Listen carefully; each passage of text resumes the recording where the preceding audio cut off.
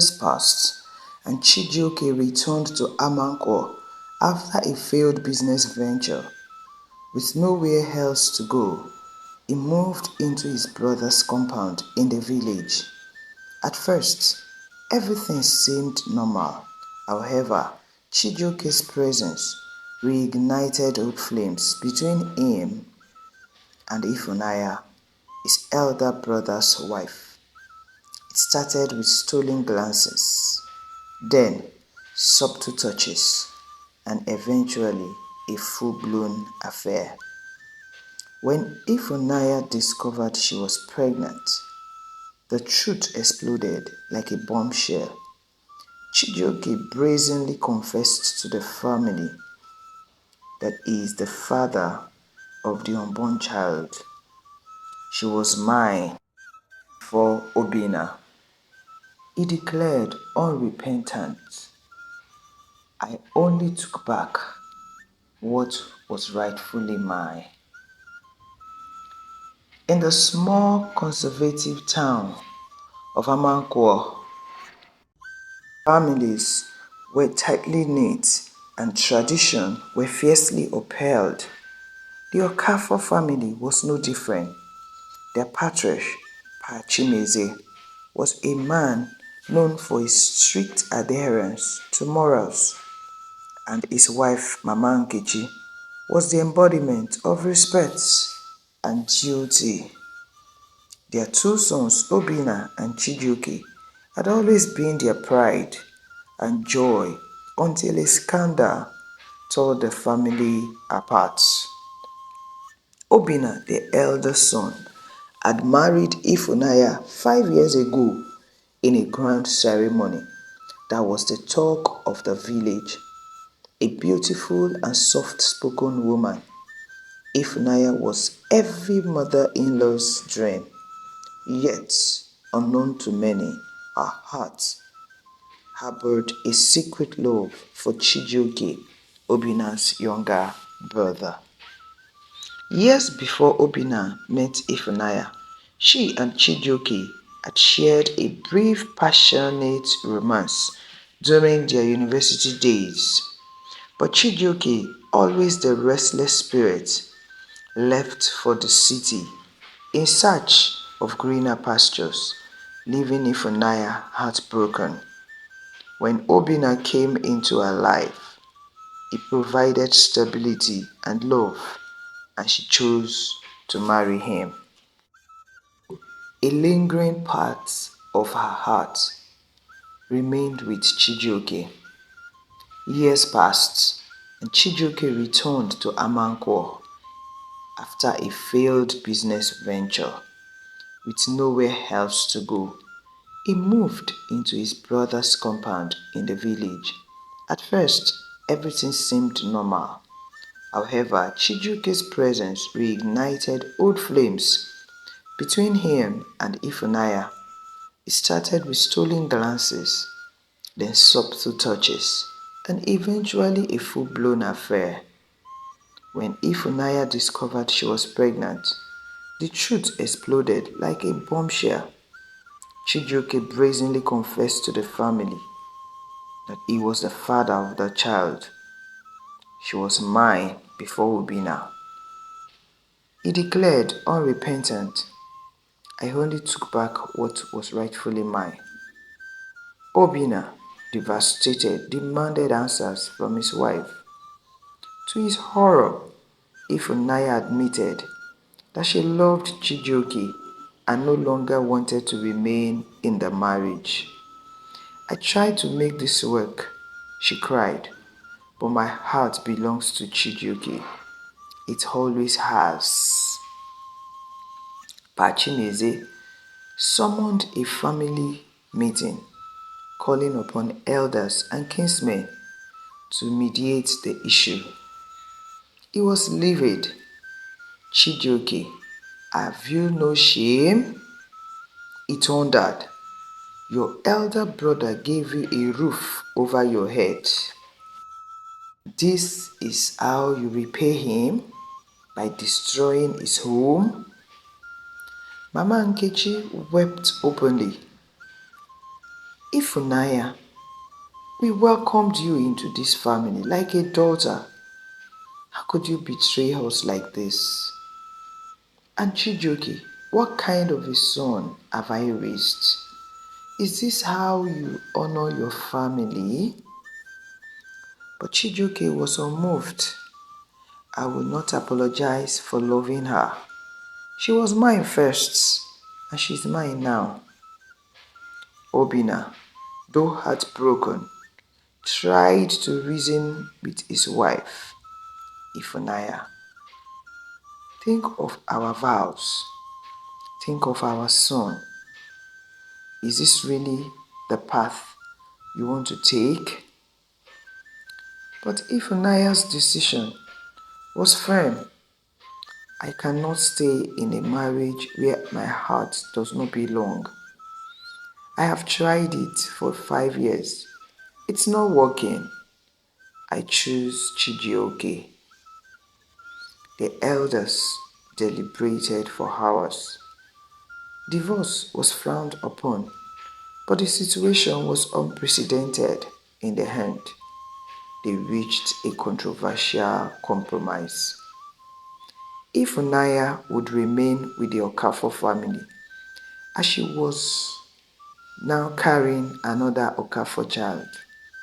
However, she would no longer be considered Obinna's wife since she openly chose Chijioke. Obinna protested. This is wrong. You're rewarding betrayal. But the elders insisted it was better than letting the family name be dragged through the mud in public. Chijioke was smugly satisfied. At least now everyone knows the truth. Ifunanya and I belong together. The decision caused an uproar in Amankwo. Gossip spread like wildfire, and the Okafor family became the subjects of scorn and ridicule. Obinna, humiliated and broken, moved out of the family compound with his young son. Pachimeze disowned Chijioke, though he continued to provide for the child Ifunanya was carrying. Ifunanya and Chijioke started living together, but their union was far from blissful.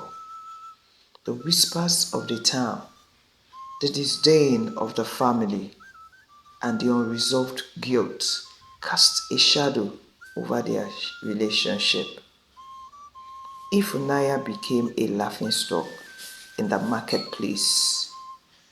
She couldn't leave the village because Chijioke had no means for them to relocate. When it was time for delivery, Ifunanya labored for 4 days. The labor was hot, but the child wasn't coming forth. After the 4th day, the village doctor advised that Ifunanya be moved to the hospital in town for a cesarean section. Chijioke looked around. Where do I go to? Who will help me? He went round seeking for financial assistance, but no one could help him. He went back to the clinic only to be welcomed with a sad news. Mr. Chijioke, please take heart. Your wife, a very strong woman, really tried. She fought hard. The baby came forth, a son. Chijioke managed to smile. Thank you, doctor. Can I see them? Yes. Sorry. I'm sorry. Come see your son. He is on oxygen. He was very weak when he was born. So we had to help him. That is why he's here. How about my wife? Please, can I see her? Your wife, Mr. Chijioke. Your wife, like I said, she fought hard. I'm sorry. We tried our best. And she fought hard too. But she didn't make it. Please take heart, Mr. Chijioke. No! No, please, doctor, tell me something else. Tell me it is not true. Chijioke broke down in tears. He was all alone. The decision of taking Ifunanya as wife has cost him Ifunanya's life. The doctor tried to console him. Please take heart. Your son is still here. He needs you. Chijioke got up, went to see the baby who was on oxygen, and he didn't see hope. He returned home, dragging his feet. The news got to Pachimeze, who really felt sad for Ifunanya, but that incident was not enough to change his mind. May the Lord grant our soul rest, he said. But Chijioke should stay away from me. I don't want to see him. He can go anywhere to mourn his wife. Mama Nkechi felt it so hard as she felt for her son and the sudden demise of Ifunanya. If only they didn't venture into the illicit journey. Who knows? May her soul rest in peace, she said. 4 days after, Chijioke was in the hospital to see the child. He saw the baby sleeping in the cot without oxygen. The doctor tried to encourage him. Mr. Chijioke, please, be strong. Be strong for your son. He needs you. Please take heart. Your baby is okay. He can go home now. Just go to the reception for your bill, and then you can take your son home. At the reception, his bill was handed over to him. What? Where do I get this kind of money from? 300,000? No. Where do I get it from? The burial of his mother is on me. Please, where's the doctor? Doctor, please help me. I cannot do this by myself. I don't have help. I don't have anybody to help me. I don't have a means of getting this kind of money, please. I could only gather 100,000 naira. And the money some good-hearted sympathizers give me. Please, doctor, maybe you can keep this baby here. What will I do? I can't take care of him. I don't have such money. I need to bury his mother. The doctor looked at him and the situation around him. He had compassion on him and told him, Mr. Chijioke, please take your baby home. He didn't know how to thank the doctor. He carried his baby and left the clinic. A week later, the baby took ill while he was running around for the burial of his wife, Ifunanya. At the end, Chijioke rushed the baby to the hospital in the village, but the baby couldn't make it. The baby was reported brought in dead. The burial of Ifunanya and her son was organized, and the support came from some sympathizers who actually gave to Chijioke to support him. In the end, Chijioke sat down in regret of his actions towards his brother, his father, and his entire family. What have I done to myself? If only I had known, I wouldn't have even done this at all. Taking Ifunanya away from Obinna has ruined my life. Ifunanya, Ifunanya. If only I have left you with Obinna, my brother. By now, you will be alive. I am sorry. I caused this. I am sorry. Look at me. I have nowhere to go. And Chijioke slept on the grave of Ifunanya for days.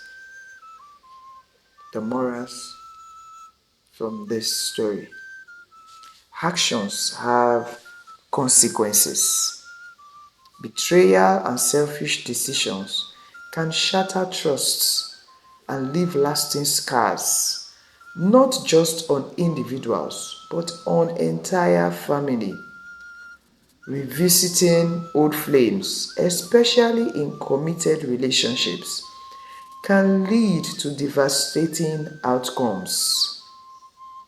Love without honor is hollow. True love must be grounded in respect and responsibility. Otherwise, it becomes destructive. Thank you for watching my story. This is African Tales by Ewa. If you haven't subscribed to my channel, please subscribe, like, comment, and share with your loved ones. I appreciate your time spent on my channel. I do not take your support for granted. Until I come your way again with another interesting story. Bye for now.